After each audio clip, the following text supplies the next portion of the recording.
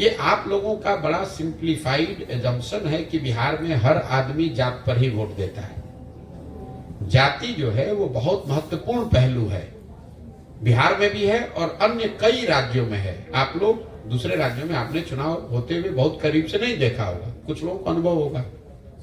जाति इतना ही बड़ा फैक्टर गुजरात में भी है, आंध्र प्रदेश में भी है, तेलंगाना तमिलनाडु में भी है। ये भ्रम मत पालिए कि गुजरात में, आंध्र प्रदेश में, तेलंगाना, कर्नाटक में जाति नहीं है। ये एक तोहमत बिहार पे लगा दी गई है कि बिहार में सब इसलिए खराब है कि सब जाति पर वोट पड़ता है। अब मैं आपको आंकड़े दे देता हूं। बिहार में मोदी जी को, भाजपा को वोट पड़ रहा है। हर आदमी कहता है कि यहाँ का जो सांसद है, विधायक है भाजपा का, उसको वोट नहीं पड़ता है।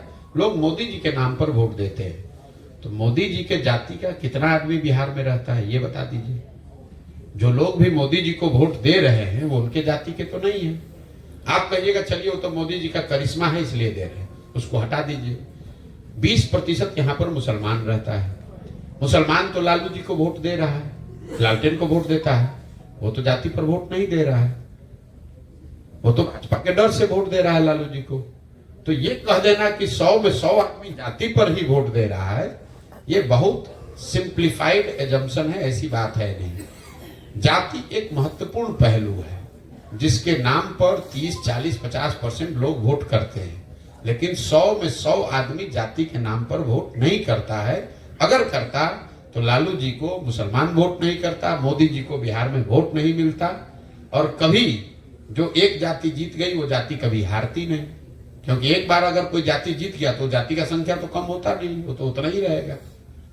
अगर 14% यादव यहाँ 1990 में थे तो आज भी 14% यादव ही होंगे, 0.5% बढ़ घट सकता है।